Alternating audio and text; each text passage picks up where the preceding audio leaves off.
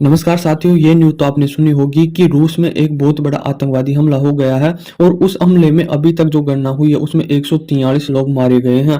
मतलब बहुत बड़ा हमला हुआ है। जो रशिया है ना, रशिया की राजधानी मॉस्को है, उसमें आतंकवादी हमला हुआ और उस हमले में बहुत सारे लोग मारे गए। हुआ क्या है कि कुछ आतंकवादी आते हैं गाड़ी में सवार होके, एक कॉन्सर्ट हॉल था, वहां पर कुछ प्रोग्राम हो रहा था, म्यूजिक वगैरह का पेश किया जा रहा था। तो उसमें कई लोग आए हुए थे, 1000 से ज्यादा इन कन्वेंस्ड हॉल में आए हुए थे। तो उसी टाइम पर कहीं आतंकवादी आते हैं अपने हथियारों से लैस होते हुए।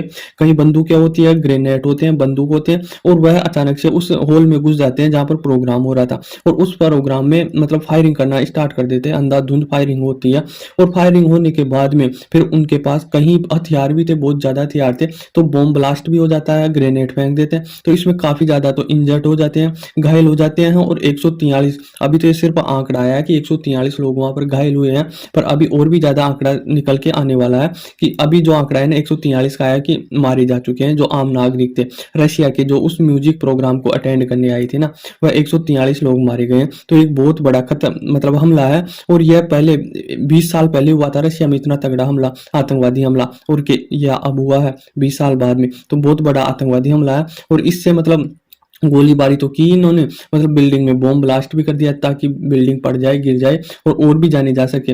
पर मतलब बिल्डिंग तो नहीं पड़ी, पर बिल्डिंग के चारों तरफ आग लग गई और आग लगते ही मतलब लोगों में भगदड़ मच गई। अब देखो रशिया का क्या कहना है या मानना है कि यह यूक्रेन से लिंक ना हो। यदि यूक्रेन से लिंक हुआ, और देख सीधी सीधी बात है, दोनों देश युद्ध में है, और यदि यूक्रेन से लिंक हुआ ना तो यूक्रेन पे कहीं खतरा बढ़ सकता है और तगड़ा मतलब और तेजी से रशिया हमला कर सकता है। पर अभी हाल में कोई कंफर्म नहीं है कि मतलब ये आतंकवादी हमले के पीछे यूक्रेन ही है या यूक्रेन नहीं है, इससे कोई लिंक नहीं जुड़ा है। हालांकि इसकी जिम्मेदारी कुछ और आतंकवादी समूह ने ले ली है। उसके बाद में अमेरिका भी निकल के आता है कि हम इस मतलब हमले की निंदा करते हैं, पर इसका अज्यूम ये मत कर लेना, अनुमान ये मत लगा लेना कि इस आतंकवादी हमले के पीछे यूक्रेन ही है, क्योंकि बार बार रशिया को बताया जा रहा है कि यूक्रेन नहीं है, यूक्रेन नहीं है।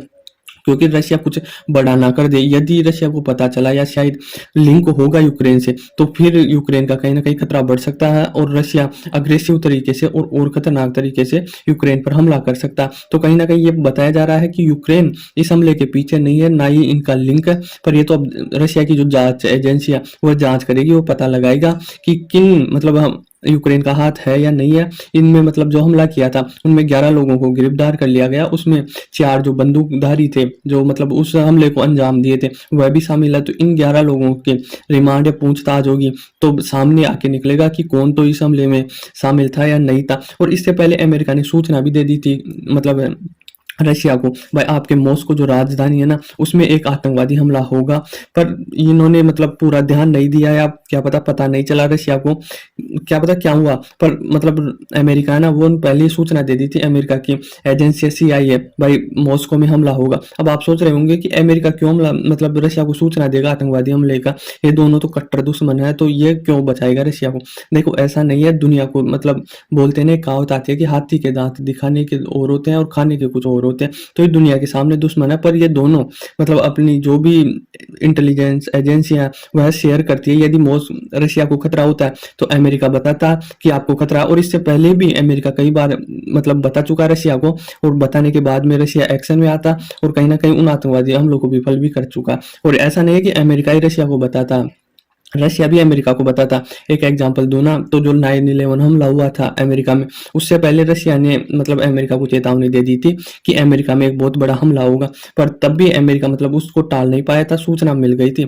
अब देखो आपको मतलब ये भी आ रहा होगा कि इन दोनों को कैसे पता होगा कि आतंकवादी हमला होगा या नहीं होगा। तो देखो दोनों का ही लिंक बहुत बड़ा होता है। इनकी वो होती है ना एजेंसियां, सीक्रेट एजेंसियां, ये दोनों देशों में, रशिया की तो अमेरिका में बहुत बड़ी मात्रा में और सीक्रेट तरीके से, और अमेरिका की रशिया में है। तो ये दोनों को पता चल जाता है कि क्या उस देश में क्या चल रहा है क्या नहीं चल रहा। पर अभी हाल ही में ना ये हुआ है कि जो इस्लामिक स्टेट समूह है ना उसने जिम्मेदारी ली है कि हाँ हमने करवाया है ये हमला इस्लामिक स्टेट ने। और उन्होंने ये भी बोला है कि हमारे जो लोग आतंकवाद मतलब लड़के थे ना वह वहां पर आतंकवादी हमले को अंजाम देकर हमारे घर लौट चुके हैं, हमारे घर आ चुके हैं, आप किसी और को गिरफ्तार किए। पर यह तो मतलब बयानबाजी होती है। इस्लामिक स्टेट है ना इसने जिम्मेदारी ली है, पर जांच कर रही है अभी रशिया की एजेंसियां, भाई इसने किया है या यूक्रेन से कोई लिंक है।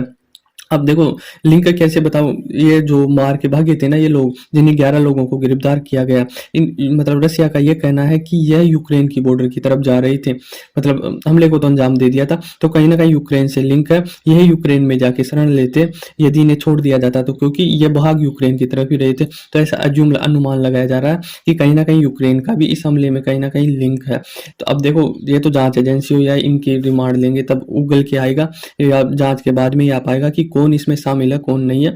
इसकी मतलब पूरे देश पूरा वर्ल्ड निंदा कर रहा है, सभी यूरोपियन हो गए या सभी देश निंदा कर रहे हैं कि ऐसा आतंकवादी हमला बहुत खराब है सिविलियंस के लिए, जो सिविलियंस पर हमला करें ये बहुत गलत बात है। इसमें यूरोप के कई देश हैं, अमेरिका, सबने निंदा की, भारत ने भी निंदा की है। भारत ने बोला है कि हम इस आतंकवादी हमले की कड़ी निंदा करते हैं और हम मतलब रशिया भारत हमेशा साथ खड़े रहेंगे दुख की घड़ी में, ऐसा करके भारत ने ट्वीट किया, मतलब नरेंद्र मोदी ने ट्वीट किया, भारत की तरफ से गया है।